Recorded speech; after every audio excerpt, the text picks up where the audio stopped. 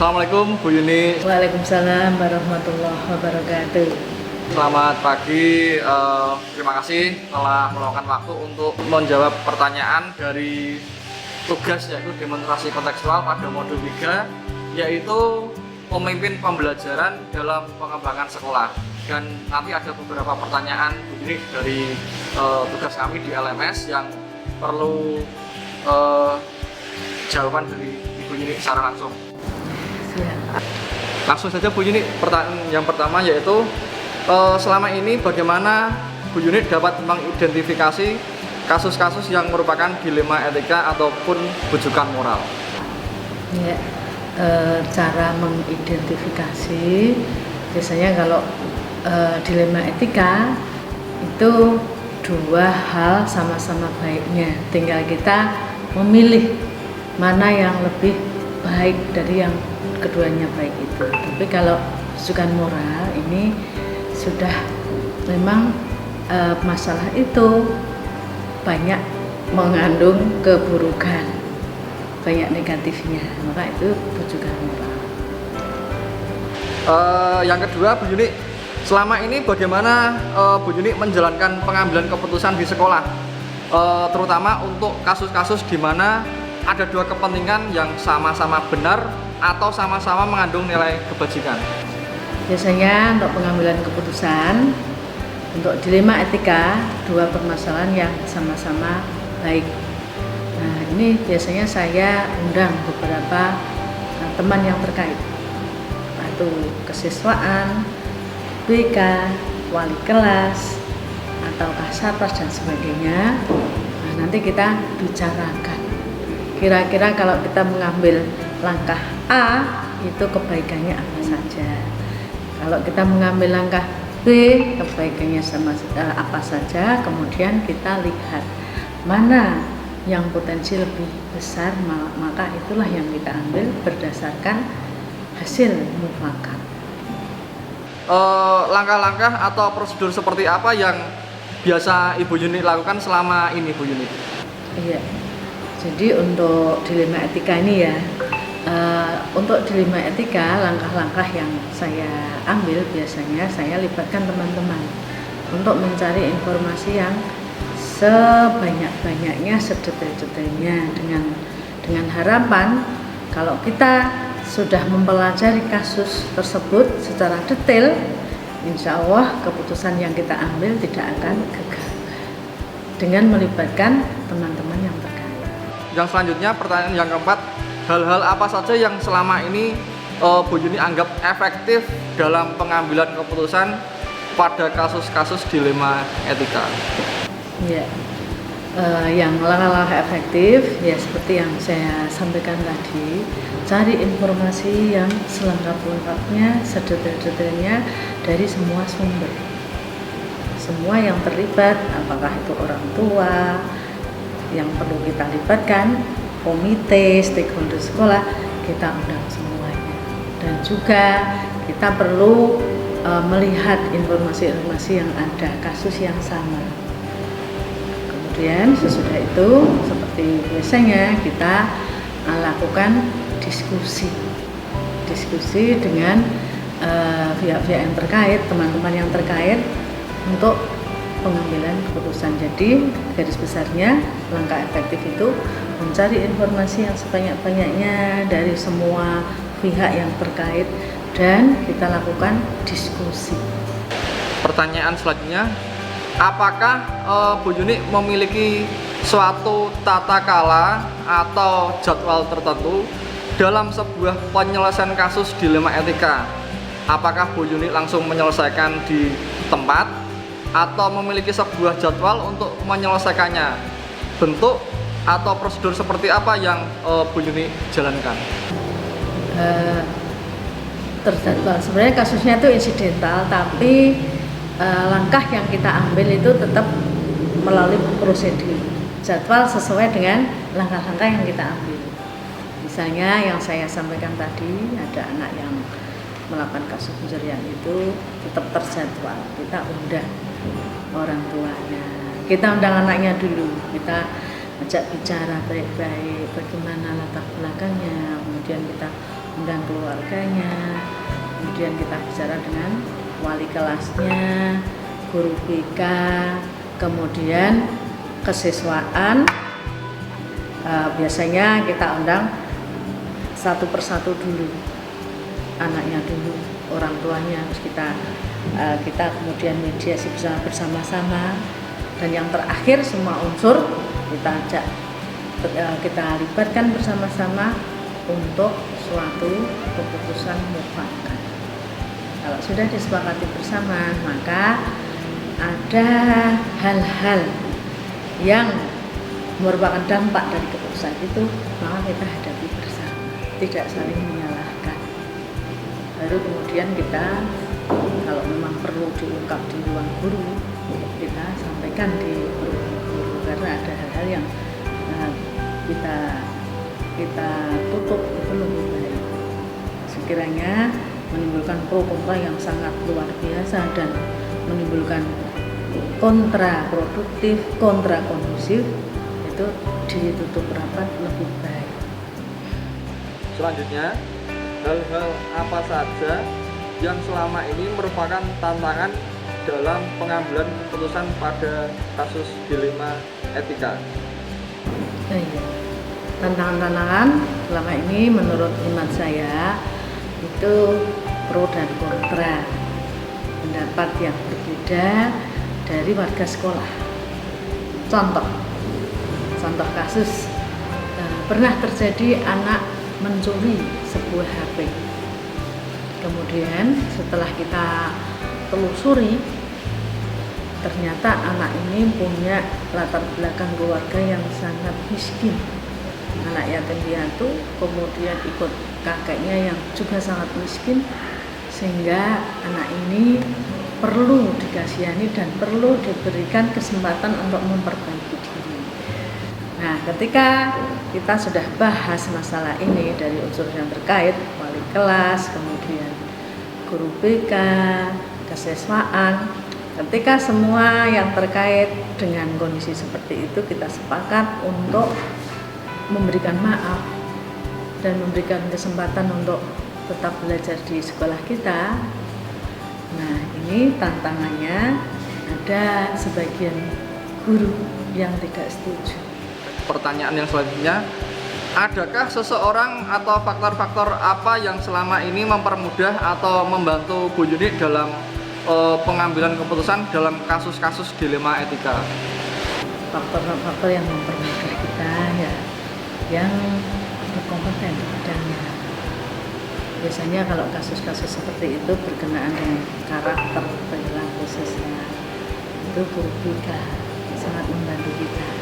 Kemudian juga kita perlu guru-guru apa yang terkait, wali kelas. Kemudian kita perlu memahamkan aturan yang ada, baik itu kepada wali kelas, kepada guru-guru, aturan-aturan yang ada tentang penanganan siswa, tentang perlindungan anak dan lain-lain, supaya dengan memahami peraturan itu, guru-guru, wali kelas, kemudian guru BK itu juga memudahkan kita untuk kenapa kita harus mengambil langkah seperti ini, karena kita tidak mungkin lepas dari aturan yang ada. Maka yang memberikan kemudahan itu pahamnya guru-guru dengan peraturan yang ada.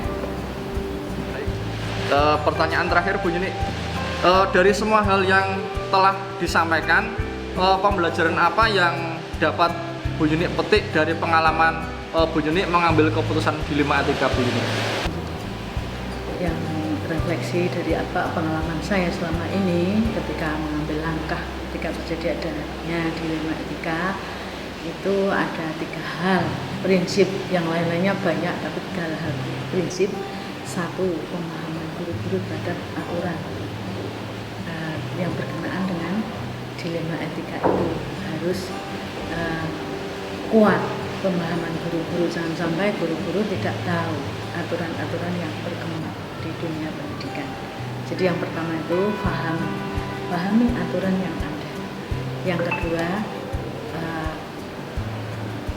kedua, pahami tidak hanya aturan saja, pahami aturan dan pahami masalah yang terjadi. Jangan sampai kesalahan informasi, kemudian informasi yang tidak benar ini terjadi. Karena kalau masalah yang kita tangani ini ternyata tidak sesuai dengan faktanya, ini juga bahaya. Sehingga yang pertama ini kita memahami aturan dan memahami masalah yang terjadi. Terus yang kedua, adanya komunikasi kepada pihak-pihak yang terkait di sekolah, atau kalau perlu stakeholder sekolah, kepada wali murid dan sebagainya. Kita perlu komunikasi pada pihak-pihak yang terkait. Kurang adanya komunikasi ini menyebabkan masalah tersebut menimbulkan masalah yang lebih serius lagi. Maka yang kedua adalah perlunya adanya komunikasi dengan pihak-pihak yang terkait, baik itu di internal sekolah maupun di eksternal, pihak eksternal. Dan yang terakhir ini pasca pengambilan keputusan ini juga tidak bisa dianggap enteng, karena pasca pengambilan keputusan itu bisa menimbulkan pro dan kontra. Maka ini pendampingan intensif. Kita punya teman-teman yang kita bisa ajak untuk menyuarakan rasional dari keputusan yang kita ambil. Dan kalau perlu, kepala sekolah tetap meluruskan, memahamkan semua warga sekolah, sehingga kondusivitas sekolah, produktivitas sekolah tetap terjaga, tidak mendapatkan dampak negatif dari tadi pengambilan keputusan, dilema etika. Terima kasih Bu Yuni telah menjawab pertanyaan-pertanyaan yang ada di LMS ini dalam tugas kami demonstrasi kontekstual modul 3.1. Semoga bermanfaat bagi kita semua. Terima kasih Bu Yuni. Assalamualaikum warahmatullahi wabarakatuh. Waalaikumsalam warahmatullahi wabarakatuh. Gemilang jaya.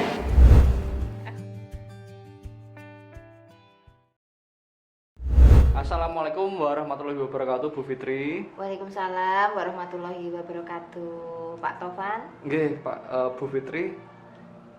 Ini sebagai Kepala Sekolah TK Tunas Harapan Bangsa, saya mau memberikan beberapa pertanyaan terkait dengan tugas kami tentang demonstrasi kontekstual pada modul 3.1 tentang pengambilan keputusan dan dilema moral. Nah,